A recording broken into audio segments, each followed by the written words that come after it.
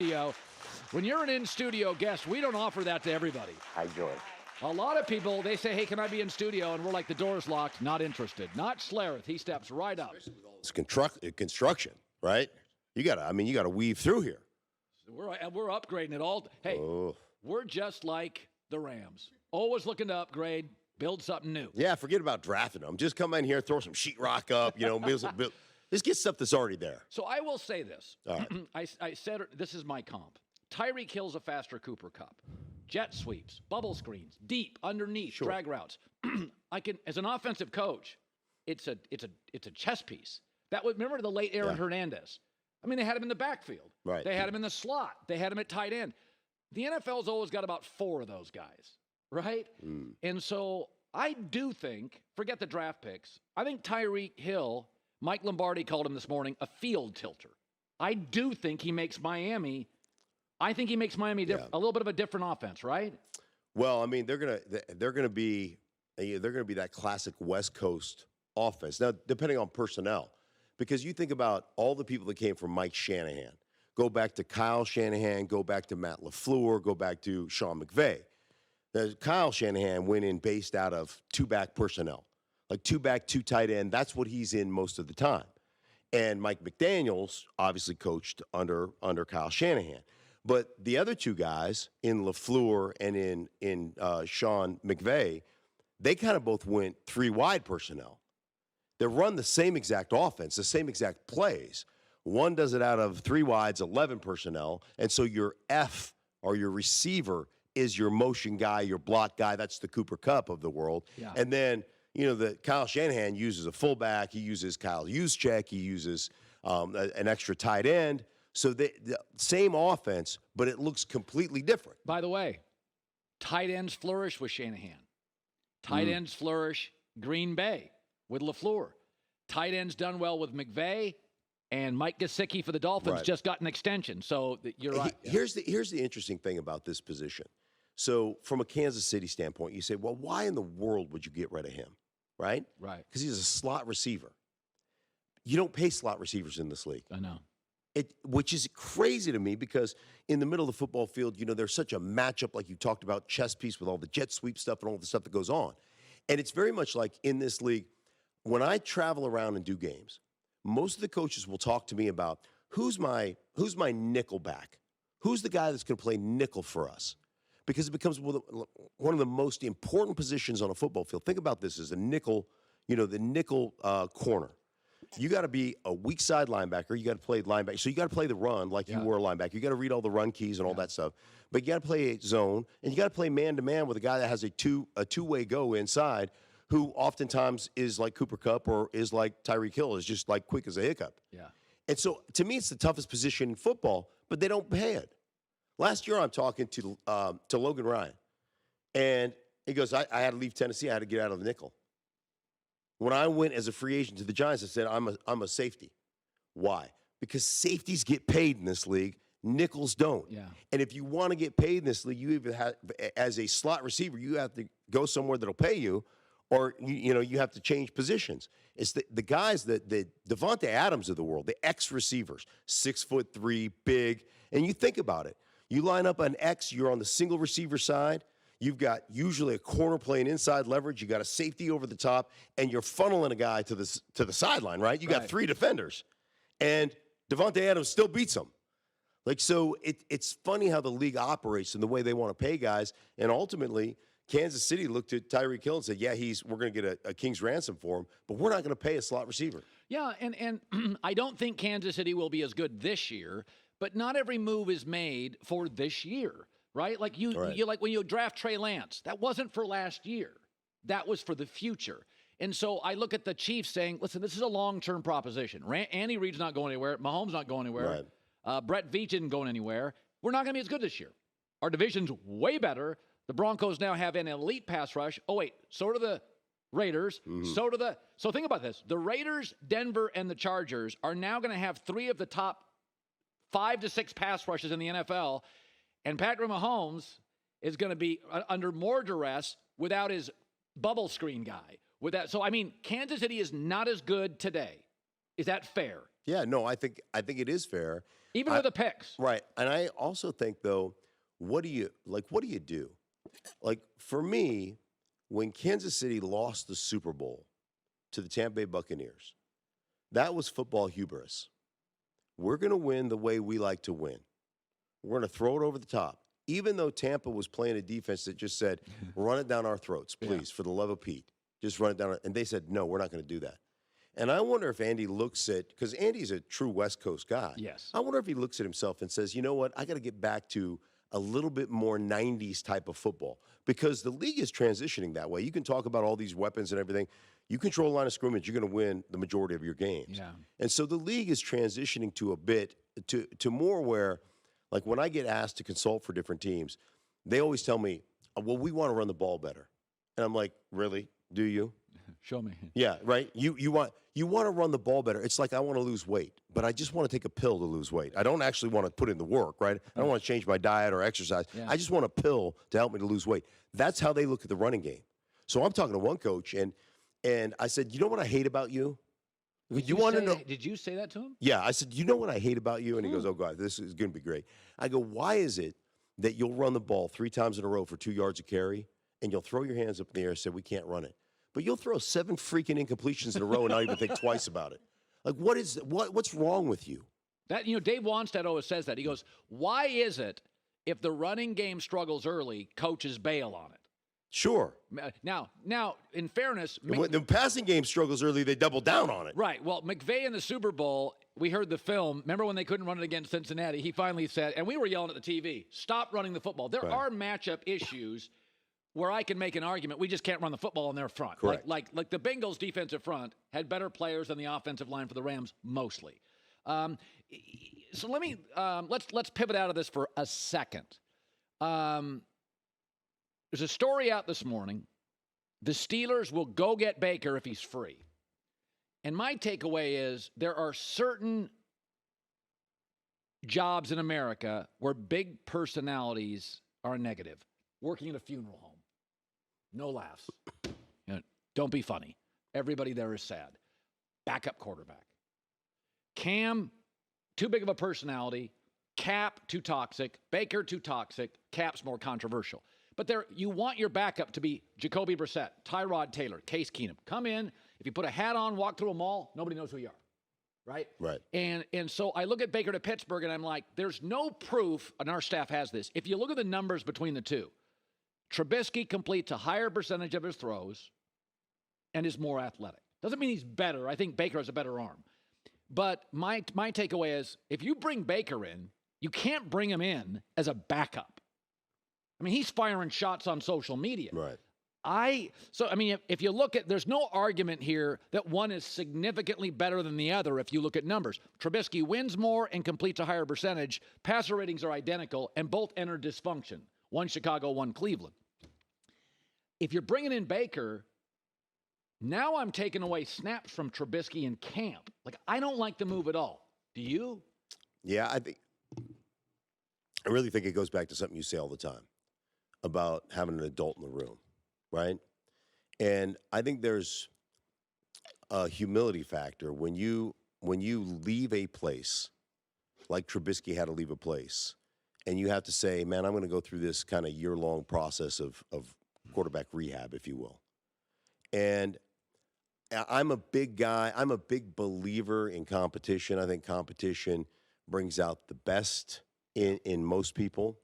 I don't know that that's the right move for Trubisky if you think he's the guy. Now, if you don't think he's the guy and you think that, we signed him just in case, but we're looking for something better, I just don't know. That environment doesn't feel like an environment where it's a great competition, and whoever wins this, the other guy will be like, man, what can I do to serve you? Because when it comes to competing and when it comes to football in general, all those rooms have to be built from the ground up, and there has to be this spirit of I want to serve and do what's best for us as a unit. And so that means when you're prepping and game planning, I played with a guy by the name of Dave Diaz-Infante, one of my best friends in the world. We used to affectionately call him the stunt guard. Why? because he practiced for me on Wednesday, Thursday, Friday, and I played on Sundays. Yeah. And that would be, under normal circumstances, if we didn't have maturity within that room, that could be a toxic environment. But Dave and I have studied together. We prepped together.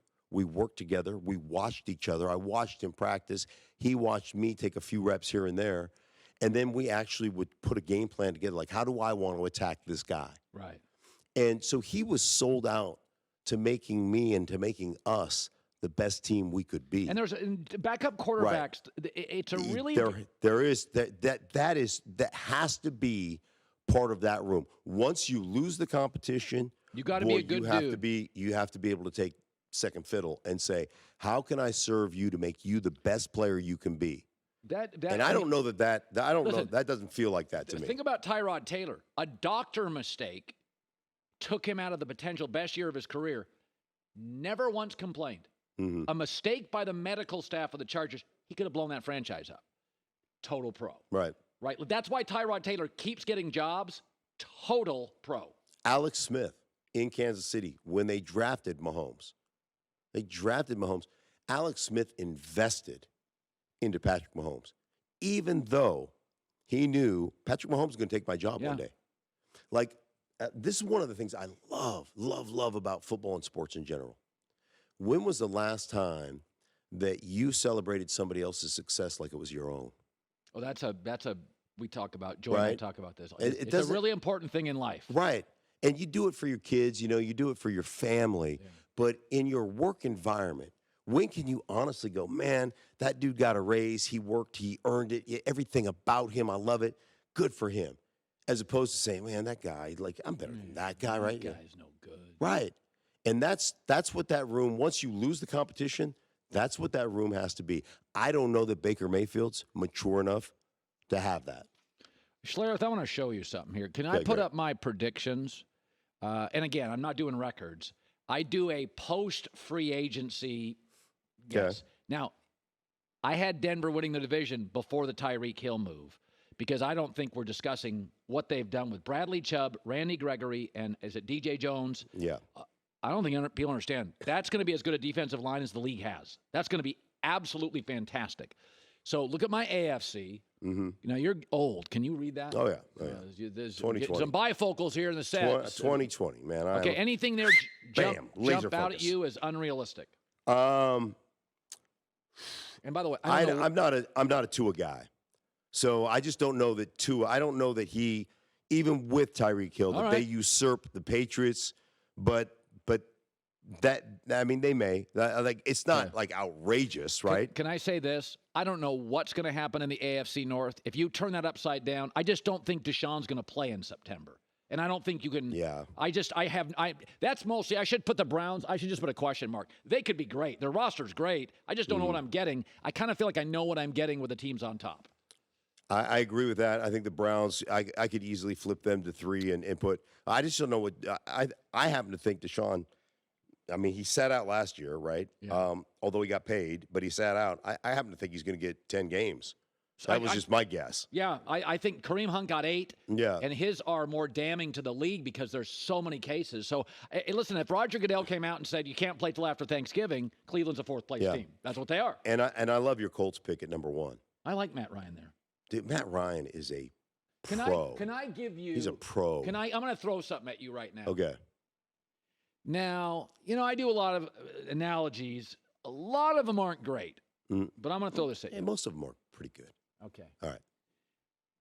Meryl Streep. Mm-hmm. You can't punitively discredit her for age because when she was 29, she was playing adult roles. She's never been on screen, the young victim. She's been the adult in the room since Kramer versus Kramer. So her age is not a factor in her career. Gene Hackman has never been young on screen.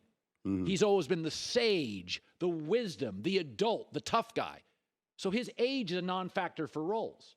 It's 74 and 47. Gene Hackman was the tough guy, the smart guy. Matt Ryan was never young. At 26, he couldn't move. His thing has been smart, steady, reliable, grown-up. So now at 37, you want me to make him feel like Wilford Brimley. Right. At 27, he was 47. Yeah. So everybody's like, Matt's old. Matt was old in high school. He's stoic as a personality. He stands up straight. He doesn't move. He's a pre-snap, distribute the ball. And everybody's like, well, he's old. No. I saw Ben age, Big Ben, and I saw Cam age because they were dynamic and youthful. And then I opened my eyes and went, oh, my God, they're falling over. Right. Okay, that's a different quarterback. Matt Ryan, it's subtle and nuanced. Matt How about Ryan, that metaphor? I love it. I actually love it. And Matt Ryan he's an interesting case study. You know how we have these, like Mike Shanahan is kind of the godfather of the current West Coast offense, right? With all these guys right? So Matt Ryan is the godfather. Not many people know this. He is the godfather of shotgun drops. So you know how your West Coast offense, every drop you have 3-step drop, 5-step drop, 5-step drop with a hitch, 5-step drop with 2 hitches, 7-step drop. All those things tie exactly to what the route combination is. So you're in your head, it's once you hit that step, man, that ball needs to come out, right? So he'll tell you as a receiver, you better hit your spot because this ball's coming out. And if you're not where you're supposed to be when I hit that 3rd step, that's on you. Or that 5th step, that's on you. And so when shotgun really permeated the league, nobody really had the footwork down with shotgun. And it was Kyle Shanahan and Matt Ryan who really developed how we're going to use shotgun footwork. So instead of just being lazy with your feet in shotgun, we're still 3-step drop. You're taking 3 of the tiniest steps you've ever seen, and you're in. But you're still putting it together to make sure the routes and route combinations. And it really is that he is the godfather of creating that everybody uses in the league today. And he's just a fascinating player. He's a great player. And I love it when people say, oh, he's washed. Yeah, you watch. He's walking into Indianapolis. What do they have? 7 Pro Bowlers on offense or something crazy? Yeah, 7 total Pro Bowlers. I think it's a really good fit. I do too. I love Gene Hackman, but I do too. I'm right on that. He was never 22 years old on screen, ever. I don't. Meryl Streep was 29 in Kramer vs. Kramer, and you thought she was 40. What about Morgan Freeman? Samuel L. Jackson. Well, Samuel L. Jackson actually wasn't young on screen because he didn't pop till later. But Morgan Freeman, do you remember one time when you're like, he's a kid, like Ryan Gosling? Some actors are always adult on screen. Matt Ryan's he went to a prep school, then he goes to BC again. So he went from a very cerebral prep school to Boston College, good school. And he was always like the guy he's the guy that drove everybody home in college. You're all knocking down Milwaukee Lights. Matty drove everybody home. Yeah. No, you know who else is like that? I call them old soul guys. Russell Wilson. Yes. He just has an old soul. When you and I used to work at the former place we used to work at, there's they always bring this tour of guys in, to go to the car wash and draft prospects. There were 2 guys who blew me away during that process, and I was there for years. Yeah. 2 guys that just were like, oh my gosh, blew me away. Luke Kuechly. I mean, he's just like, by the way, that dude, Boston College guy. Yeah, you're like that guy's smarter than me. And Russell Wilson just blew me away. Hey, whatever happened to that company? I don't know. I don't know. Went nosedive or something. Yeah. Hey, it's great seeing you. Likewise. It was good to be seen. You got to go. I've had this like sinus infection. But you know what? It's sexy. It gives me kind of a Steve McQueen kind of thing. Yeah. Hey, I was thinking more like Luther Vandross or. I wouldn't go there on that. Okay. But you do appear Barry White. You do appear to be losing weight. You're really thinning out as you age. Thank you. I've actually worked on thinning out. Yeah. Not hard, but I'm not insinuating you were over a little top heavy, but you've really come into your own. Well, thank you. I am a little. I've always had the legs of a 180-pound man, even when I was 305. So, like the legs are always. I just got to catch the upper body down or shrink the upper body down to. I'm built like Mr. Incredible. Just skinny little legs and whoop on the top side. Great seeing you. Likewise, buddy. Yeah, where do you go from there? Commercial. I don't know. Let's just hang out. The CFOs that get it, get it. The CFOs that don't. Behold the Chief Financial Officer. That sounds important. not some bean counter. Today's CFO is critical to growth and strategy, profitability of the business. But in growing companies, there are two kinds of CFOs. One who's struggling to keep up with the spreadsheets everywhere, errors, lack of visibility, manual processes. And then it takes weeks to close the books. And then there's the one on top of his or her game, automated reports. That NetSuite by Oracle CFO. Yeah, he or she's a NetSuite by Oracle CFO. Seamlessly integrating HR, e-commerce, inventory, automated reports. That's why NetSuite's #1 cloud financial system in America, used by over 29. Hi, everybody. Thanks for watching. Subscribe here to get the latest from the show. Also, be sure to check out more of the best clips from The Herd or go watch a few segments from other shows on FS1.